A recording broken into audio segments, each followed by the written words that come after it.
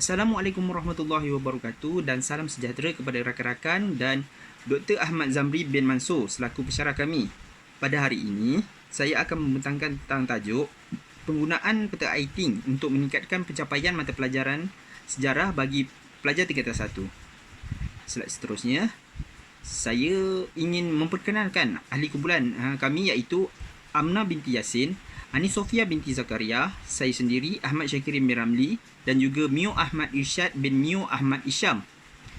Baik, sebagai abstrak, tujuan kajian ini dijalankan ialah untuk mengkaji penggunaan peta ITING sebagai satu alat pengajaran abad ke-21 di dalam pendidikan sejarah tingkatan 1. Instrumen kajian yang telah kami pilih ialah kaedah temu bual dan menjawab soal selidik. Analisa data dibuat berdasarkan peratusan jawapan yang diperolehi dari soal selidik. Sampel kajian ini terdiri daripada 21 orang murid tingkatan 1. Hasil kajian ini pula menunjukkan perbezaan peratusan jawapan dalam mengaitkan minat pelajar tentang mata pelajaran sejarah dan penggunaan peta ITING. Slide seterusnya, refleksi pengajaran dan pembelajaran yang lalu.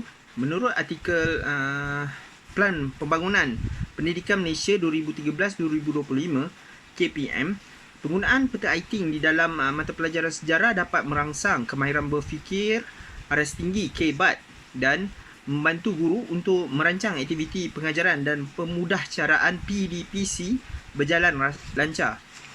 Seterusnya, menurut Datuk Seri Idris bin Jusoh 2013 menyatakan sesetengah pelajar melihat mata pelajaran sejarah ini dianggap berat kerana sukar difahami dan membosankan, oleh itu pelajar kurang berminat untuk mempelajarinya. Seterusnya, menurut Zulfikar dan Anwar Ahmad 2021 menyatakan pelajar sukar untuk memahami cara belajar yang betul. Ianya berkenaan gaya penulisan nota dan menguasai kaedah menjawab soalan sejarah dengan betul dan tepat. Ianya juga dikaitkan dengan kecenderungan guru untuk menggunakan BBM seperti buku teks dan kaedah pengajaran bersifatkan tradisional, iaitu berpusatkan guru. Seterusnya, Assalamualaikum, saya Ani Sofia bernombor matrik P127854 dan sekarang saya akan menerangkan berkenaan dengan fokus kajian. Okey, fokus kajian biasanya merujuk kepada penilaian atau penerokaan yang mendalam tentang subjek atau topik tertentu. Okey, berdasarkan daripada kajian kami, subjek sejarah merupakan subjek penting kepada pelajar kerana ia merupakan subjek wajib lulus bagi sijil pelajaran Malaysia. Berdasarkan refleksi pengajaran harian RPH, kami mendapati bahawa pelajar masih lagi tidak mendapat panduan yang betul dan khusus dalam menulis nota sejarah. Hal ini boleh memberikan impak yang negatif kepada pelajar, memandangkan subjek sejarah merupakan salah satu subjek yang memerlukan kemahiran dalam mengerti fakta. Situasi ini mencetuskan kebimbangan para pendidik. Seramai 21 orang pelajar tingkatan 1 telah terlibat di dalam kajian ini. Kajian yang dilakukan adalah menumpukan penggunaan peta pemikiran ITING dalam mata pelajaran sejarah. Peta pemikiran ITING ini dapat membantu pelajar dalam mengingati dan memahami nota-nota yang ditulis dengan lebih berkesan. Baiklah, bismillahirrahmanirrahim. Assalamualaikum warahmatullahi wabarakatuh. Seterusnya saya akan meneruskan pembentangan kumpulan kami dengan bahagian 3.0, iaitu objektif kajian. Kami sebagai satu kumpulan telah menyediakan 3 objektif kajian bagi kajian kami. Tujuan objektif kajian ini dibentuk adalah untuk bagi memastikan bahawasanya kajian yang kami akan jalankan ini dapat dijalankan dengan lebih lancar dan memastikan kami dapat mencapai matlamat yang ingin dicapai pada akhir kajian kami. Okey, 3 objektif yang disenaraikan ialah mengenal pasti keberkesanan pembelajaran menggunakan peta pemikiran ITING berbanding kaedah pembelajaran tradisional terhadap prestasi pencapaian pelajar. Yang kedua, mengenal pasti kesan kaedah pembelajaran peta pemikiran ITING dalam memupuk nilai dan sikap positif pelajar terhadap mata pelajaran sejarah berbanding kaedah pembelajaran tradisional. Yang ketiga, menilai perbandingan kesan kaedah pembelajaran melalui peta pemikiran ITING terhadap peningkatan motivasi pelajar dalam mata pelajaran sejarah berbanding kaedah pembelajaran tradisional. Okey, itu untuk objektif kajian. Seterusnya adalah persoalan kajian. Sama seperti objektif kajian, terdapat 3 persoalan kajian yang kami senaraikan. Yang pertama, adakah kaedah pembelajaran menggunakan teknik peta pemikiran Eyting lebih berkesan berbanding pembelajaran bercorak tradisional terhadap prestasi pencapaian pelajar? Yang kedua, adakah pembelajaran menggunakan teknik peta pemikiran Eyting dapat memupuk sikap dan nilai positif kepada pelajar berbanding kaedah pembelajaran tradisional? Dan yang ketiga, adakah pembelajaran menggunakan peta pemikiran Eyting dapat meningkatkan motivasi pelajar untuk mempelajari mata pelajaran sejarah berbanding kaedah pembelajaran tradisional? Itu sahaja daripada saya. Seterusnya saya serahkan kepada rakan membentang saya yang lain. Terima kasih. Assalamualaikum warahmatullahi wabarakatuh dan salam sejahtera. Saya Amnah binti Yasin akan menyambung perbincangan berkaitan dengan sasaran kajian.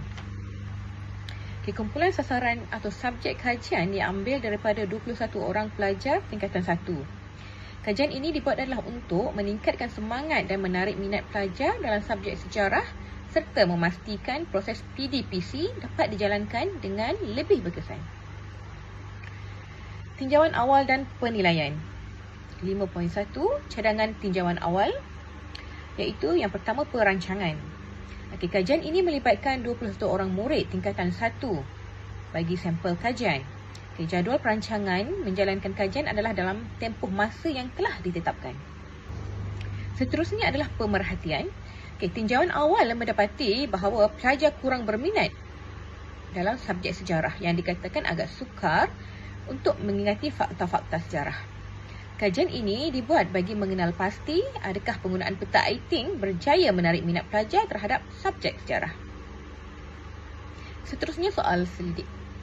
Pertama, data-data dikumpul berdasarkan soal selidik yang telah diagihkan kepada pelajar tingkatan 1. Kedua, data juga dianalisis berdasarkan temu bual dengan menjadikan peta Eyting sebagai tema soalan. Yang ketiga, jawapan adalah diperolehi daripada borang soal selidik. Keempat, jadual graf disediakan bagi membantu memberikan kefahaman yang menyeluruh terhadap hasil kerja yang diperolehi. Dan terakhir, setiap analisis yang dibuat akan disertakan dengan rumusan dan pembentangan tinjauan, juga akan diselaraskan dengan objektif kajian. Antara soalan-soalan soal selidik yang telah diberikan kepada pelajar. Yang pertama, adakah anda bersetuju dengan pernyataan saya meminati subjek sejarah? Yang kedua, adakah anda bersetuju subjek sejarah ini mudah untuk difahami? Soalan ketiga, sejauh manakah pengetahuan anda terhadap peta pemikiran Eyting? Soalan keempat, sejauh mana adakah anda setuju penggunaan peta pemikiran Eyting memudahkan penulisan nota mata pelajaran sejarah? Soalan kelima, adakah pada pendapat anda Adakah peta pemikiran Eyting dapat menarik minat anda untuk mempelajari pelajaran sejarah? Dan soalan terakhir, adakah kaedah pembelajaran menggunakan pemikiran Eyting lebih berkesan berbanding pembelajaran tradisional? Analisa soal selidik. Para pelajar telah memberikan respon yang positif bagi soal selidik yang telah dilaksanakan. Berikut adalah analisa soal selidik yang telah dijawab oleh pelajar berdasarkan pemerhatian selepas soal selidik dilaksanakan. Pelajar bersetuju bahawa mereka meminati subjek sejarah iaitu sebanyak 71.4%.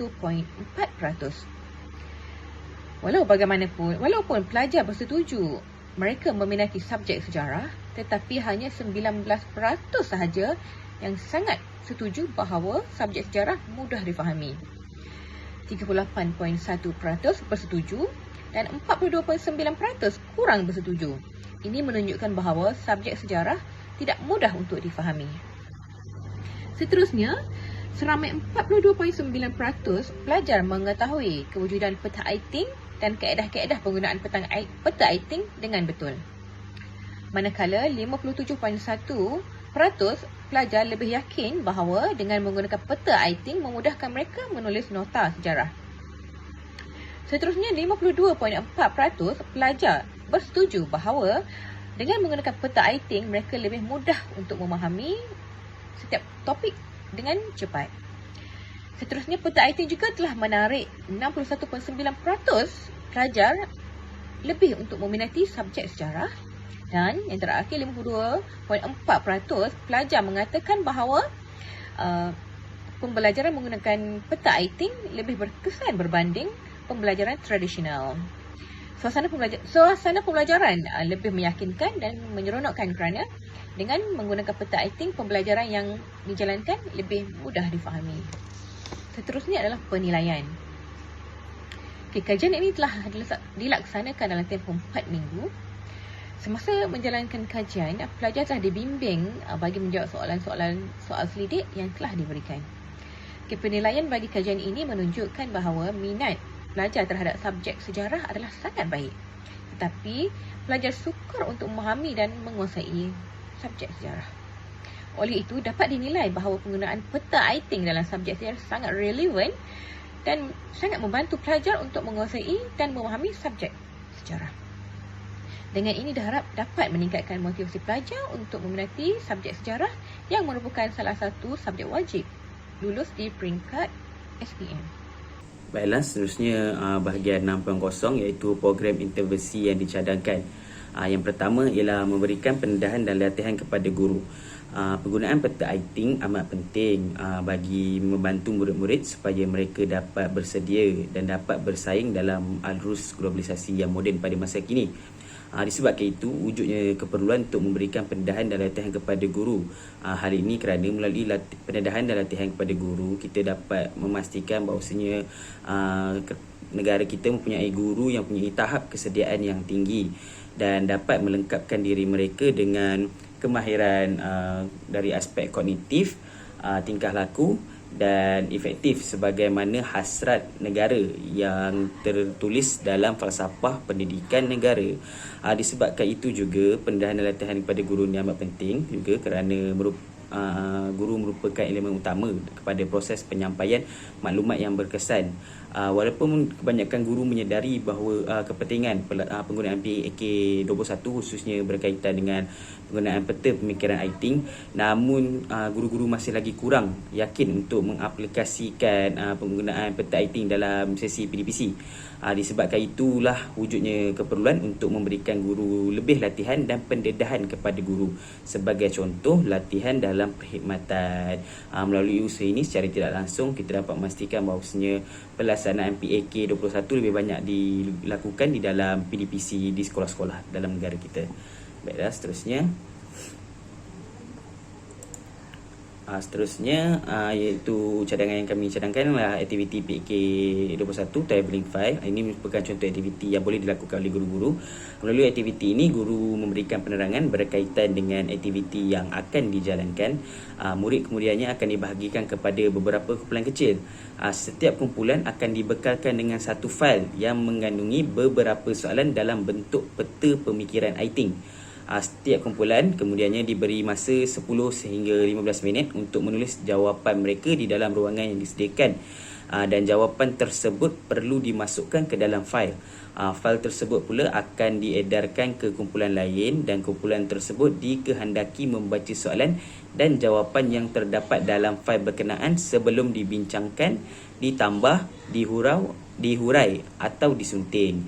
Setelah semua fail selesai diagihkan, semua soalan dan jawapan tersebut akan dibincangkan di dalam kelas.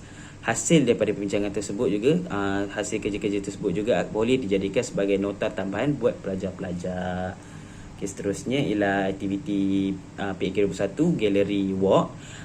Guru memberikan penerangan berkaitan dengan aktiviti yang akan dijalankan. Murid akan dibahagikan kepada beberapa kumpulan kecil. Murid secara berkumpulan diberikan tugasan berkaitan beberapa subtajuk dalam subjek sejarah tingkatan 1 misalnya. Setiap kumpulan kemudian perlu menyiapkan tugasan tersebut dalam bentuk peta pemikiran IT pada kertas majung dan sebagainya. Murid kemudiannya akan menampal hasil kerja tersebut di dinding untuk dilihat oleh kumpulan lain. Murid daripada kumpulan lain akan memberikan tambahan idea dan komen tentang hasil kerja kumpulan yang lain pada sticky note yang disediakan, lalu ditampal pada hasil kerja tersebut. Selepas itu, setiap sticky note setiap komen yang diberikan akan dijadikan panduan kepada kumpulan tersebut sebagai bahan tambahan. Baiklah, itu sahaja daripada saya. Saya serahkan kepada rakan pembentang yang lain. Seterusnya, saya akan menerangkan berkenaan dengan carta Venn. Okey, untuk yang pertama adalah merangka soalan-soalan soal selidik sebanyak 7 soalan. Perkara ini dilakukan pada minggu pertama dan juga mengedar soal selidik kepada responden juga dilakukan pada minggu pertama. Manakala bagi minggu kedua dan minggu ketiga, kami mengumpul, menganalisis, merekod dapatan soal selidik, menentukan minimum bilangan peratusan bagi mengukur pengetahuan, minat dan persepsi pelajar terhadap mata pelajaran sejarah serta melapor dapatan soal selidik.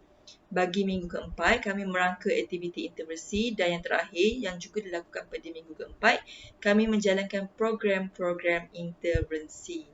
Seterusnya, anggaran perbelanjaan bagi pelaksanaan kajian tindakan ini berjumlah RM50 yang terdiri daripada penggunaan bahan, fotostat, laporan kajian tindakan dengan jumlah RM25.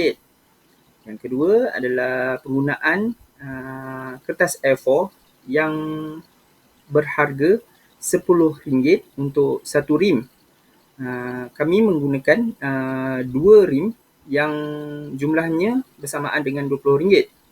Ketiga, langganan internet dengan harga untuk per hari adalah RM5 dengan jumlah keseluruhannya adalah RM50. Sekian, terima kasih.